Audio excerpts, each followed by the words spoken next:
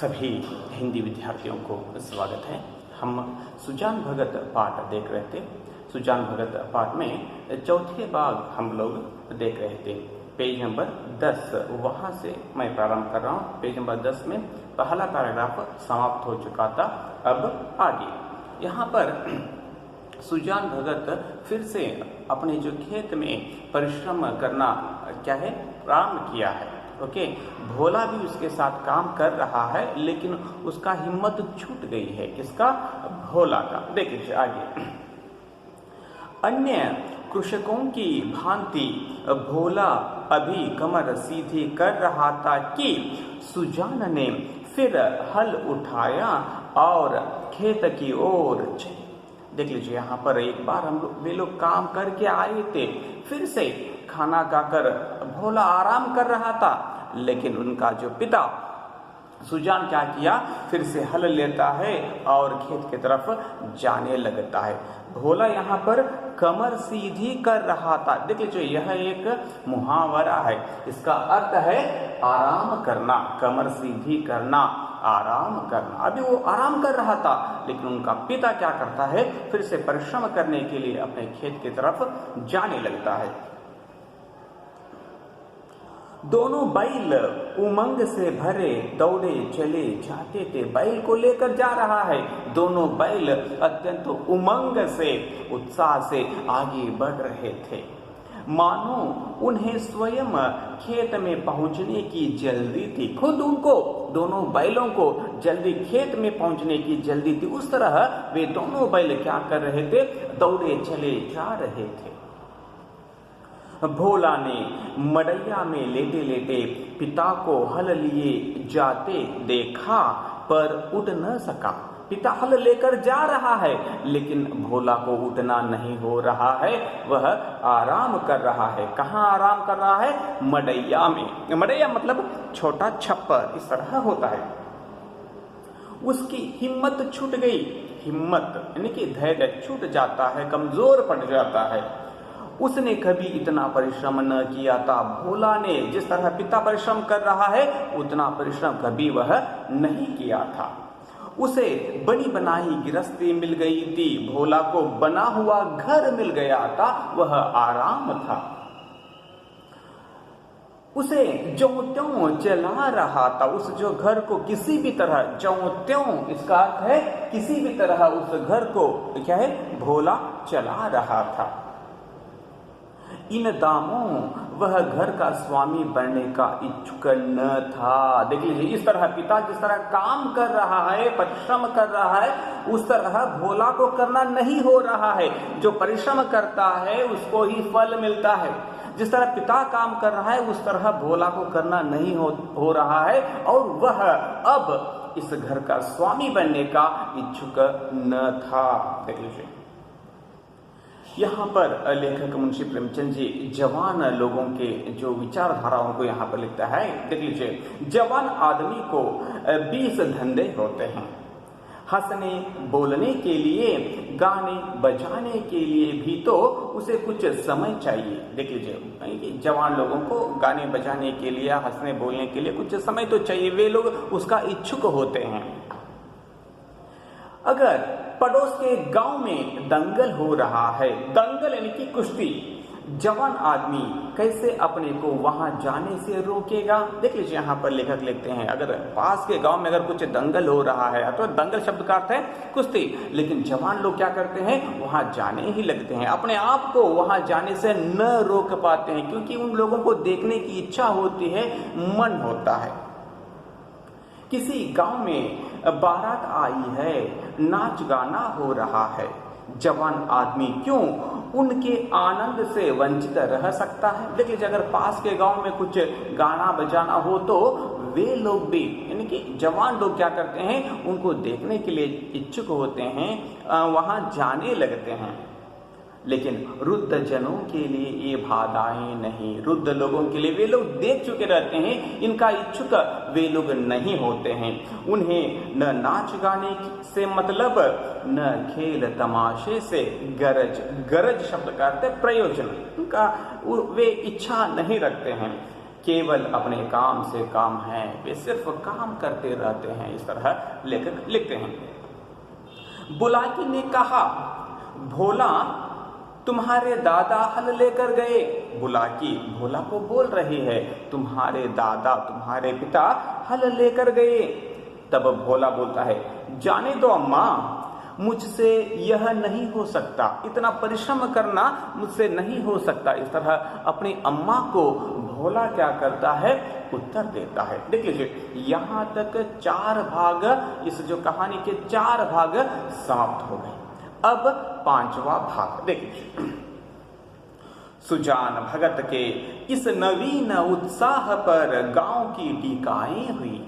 इस नवीन उत्साह पर, इस तरह वह परिश्रम कर रहा था, उनको देखकर गांव में लोग क्या करने लगे, टीकाएं करने लगे।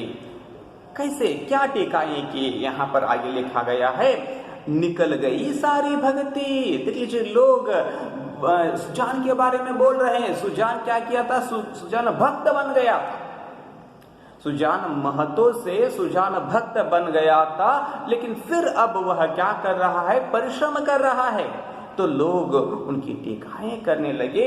निकल गई सारी भक्ति, बना हुआ था, माया में फंसा हुआ है, आदमी काहे को भूत है। इस तरह लोग क्या करने लगे, सुजान भगत के बारे में आपस में बातचीत करने लगे।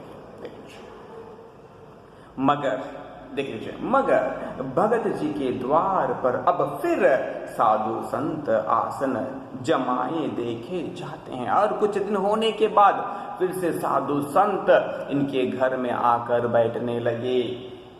उनका आदर सम्मान होता है। अब की उसकी खेती ने सोना उगल दिया। इस बार सुजान भगत के जो परिश्रम से क्या हो गया, उसकी खेती ने सोना उगल दिया। सोना उगल देना इसका अर्थ है बहुत ही अच्छा फसल आना। ओके, बखारी में अनाज रखने की जगह नहीं मिलती। बखारी उनके जो घर में जो भंडार, बखारी शब्द का अर्थ है भंडार, वहां पर अनाज रखने के लिए भी जगह नहीं मिलती। उतनी अनाज इस बार के घर को आने लगते हैं। जिस खेत में 5 मन मुश्किल से होता था, उसी खेत में अब की 10 मन की उपज हुई। 10 मन की, 1 मन इक्वल टू, 1 मन इसका अर्थ है 40 सेर का तौल। इससे पहले यह शब्द आ चुका है। देख लीजिए, इस बार क्या हो गई, अब की 10 मन की उपज हुई। उपज यानी कि संपत्ति हुई अथवा उत्पत्ति हुई, इस तरह अर्थ होता है। चैत्र का महीना था, चैत्र मास, चैत्र का महीना, इसका अर्थ है चैत्र मास। खलिहानों में सतयुग का राज था। खलिहान शब्द का अर्थ है फसल काटकर रखने का जो स्थान, वहां पर सतयुग, अच्छा युग, यानी कि अच्छा युग यानी कि जो खेत में काम करने वाले जो किसानों को क्या मिला है, उनका जो उपज पैदा हो चुके हैं, तो वे अत्यंत खुशी से हैं। देख लीजिए, यहाँ पर सतयुग का राज था, अच्छा युग का जो वहां पर उस वक्त चल रहा है। जगह जगह अनाज के ढेर लगे हुए थे। देख लीजिए, अलग अलग खेतों में अनाज के ढेर वहां पर रखे हैं। यही समय है जब कृषकों को भी थोड़ी देर के लिए अपना जीवन सफल मालूम होता है। देख लीजिए, यह जो समय, इस वक्त पर किसानों को अपना जीवन क्या हो गया, बहुत ही सफल हो गया, इस तरह उन लोगों को लगने लगता है। इनकी बहुत खुशी मिलती है। उनकी जो उपज उत्पत्ति हो चुकी है, वे क्या है 7-8 महीने काम किए रहते हैं। काम करने के बाद जब अच्छा फसल आता है तो उन लोगों को बहुत ही खुशी मिलती है। जब गर्व से उनका हृदय उछलने लगता है, जब उनको अच्छा फसल मिलता है तो उन लोगों को उनका जो हृदय में एक खुशी महसूस होती है, हृदय उछलने लगता है। खुशी अत्यंत क्या है ऊंचे स्थान पर पहुंच जाता है। सुजान भगत टोकरे में अनाज भर भर कर देते थे। और दोनों लड़के टोकरे लेकर घर में अनाज रख आते थे। अनाज, बहुत सारे अनाज आ चुके थे। सुजान टोकरे में क्या है, अनाज भर कर दे रहा था और उनके दोनों बेटे भोला और शंकर घर में रख कर वापस आ रहे थे। कितने ही भाट और भिक्षुक भगत जी को घेरे हुए थे। बहुत सारे जो भाट यानी कि प्रशंसा करने वाले और भिक्षुक लोग क्या है, भगत जी को घेरे हुए थे। यानी कि उनसे भिक्षुक लोग भिक्षा मांगने के लिए आए थे, उनके पास प्रशंसा करने के लिए आए थे, क्योंकि इनका जो खेत में बहुत अच्छा फसल आया था। उनमें वह भिक्षुक भी था जो आज से 8 महीने पहले भगत के द्वार से निराश होकर लौट गया था। देख लीजिए यहाँ पर, इससे 8 महीने पहले इनके घर को एक भिक्षुक आया था। सुजान उनको सिर्फ क्या है, कुछ अनाज देना भी नहीं हुआ था, वह भिक्षुक आज आया हुआ था। सहसा भगत ने उस भिक्षुक से पूछा। अचानक, सहसा शब्द का अर्थ होता है अचानक, उस भिक्षुक को देखता है सुजान और उनसे पूछता है, क्यों बाबा, आज कहाँ कहाँ चक्कर लगा आए, आज कहाँ कहाँ चक्कर लगाए, जाकर आए, इस तरह प्रश्न करता है सुजान। भिक्षुक उत्तर देता है, अभी तो कहीं नहीं गया भगत जी, पहले तुम्हारे ही पास आया हूँ, अभी मैं कहीं भी नहीं गया हूँ, सबसे पहले आपके पास मैं आया हूँ, इस तरह भिक्षुक उत्तर देता है। भगत, अच्छा, तुम्हारे सामने यह ढेर है, इसमें से जितना अनाज उठाकर ले जा सको जाओ। देख लीजिए यहाँ पर तुम्हारे सामने इतने सारे ढेर है अनाज का, तुमको जितना उठा कर ले जाना होता है उतना उठा कर ले जाओ। देख लीजिए किस तरह सुजान भगत उसे उत्तर दे रहा है।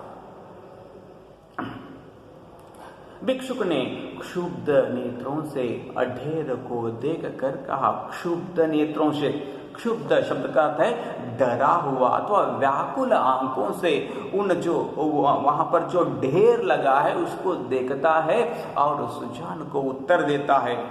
क्या देख लीजिए यहाँ पर, जितना अपने हाथ से उठाकर दे दोगे उतना ही लूंगा, जितना आप उठाकर देते हैं मैं उतना ही लेता हूं, इस तरह है उत्तर। भगत, नहीं, तुमसे जितना उठ सके उठा लो, तुमसे जितना उठ सके, तुमको जितना उठाना होता है उतना उठाओ और ले जाओ। भिक्षुक के पास एक चादर थी, उसने कोई 10 सेर अनाज उसमें भरा और उठाने लगा। उसमें कितना, 10 सेर अनाज भरता है, किसमें, भिक्षुक के पास जो चादर थी उस चादर में भरा और उठाने लगता है। संकोच के मारे और अधिक भरने का उसे साहस न हुआ, वह संकोच से और ज्यादा उसे भरना नहीं होता है, सिर्फ कितना भरता है, 10 सेर अनाज भरता है। देखिए अब भगत के मन का भाव समझकर आश्वासन देते हुए बोले, बस देख लीजिए भगत उसके मन का, भगत क्या करता है, सुजान भगत उस भिक्षुक के मन का जो भाव को समझता है और कहता है, और कैसे कहता है, आश्वासन देते हुए, विश्वास देते हुए कहता है, बस इतना तो एक बच्चा उठा ले जाएगा, इतना ही, इतना तो एक क्या है, एक बच्चा उठा कर ले जाता है, इस तरह है सुजान। भिक्षुक ने भोला की ओर संदिग्ध नेत्रों से देखकर कहा। देख लीजिए यहाँ पर वह भिक्षुक किसके तरफ देखता है, भोला के तरफ। कैसे देखता है, संदिग्ध नेत्रों से, संदेह पूर्ण नेत्रों से, क्योंकि इससे पहले क्या हुआ था, भोला उनके पिताजी के हाथों से छबड़ी छीना हुआ था, उस दृश्य को वह देख चुका था। कौन देख चुका था, भिक्षुक। और इस बार भी कहीं ऐसा हुआ तो, इस तरह का एक डर किनके मन में, भिक्षुक के मन में। तो इसलिए वह क्या करता है, एक संदेह पूर्ण नेत्रों से भोला की तरफ देखता है और कहता है, मेरे लिए इतना ही बहुत है, इस तरह वह उत्तर देता है। भगत नहीं, तुम सकुचाते हो, अभी और भर लो। तुम संकोच कर रहे हो, तुम अभी और भरो। भिक्षुक ने एक पसेरी अनाज और भरा। एक पसेरी, पसेरी शब्द का अर्थ है 5 सेर का जो बाट, उसको हम पसेरी बोलते हैं। और भरा, और फिर भोला की ओर संशक दृष्टि से देखने लगा। संशक, संशय दृष्टि से वह क्या करने लगता है? देखने लगता है। भगत देखता है, बोलता है, देख लीजिए, उसकी ओर क्या देखते हो बाबा जी? मैं जो कहता हूं वह करो। तुमसे जितना उठाया जा सके उठा लो। तुमको जितना उठाना होता है उतना उठाकर ले जाओ। इस तरह भगत उस भिक्षुक से कहता है। इस वीडियो को यहाँ पर समाप्त करेंगे, फिर अगले वीडियो अगले पल में देखेंगे। धन्यवाद।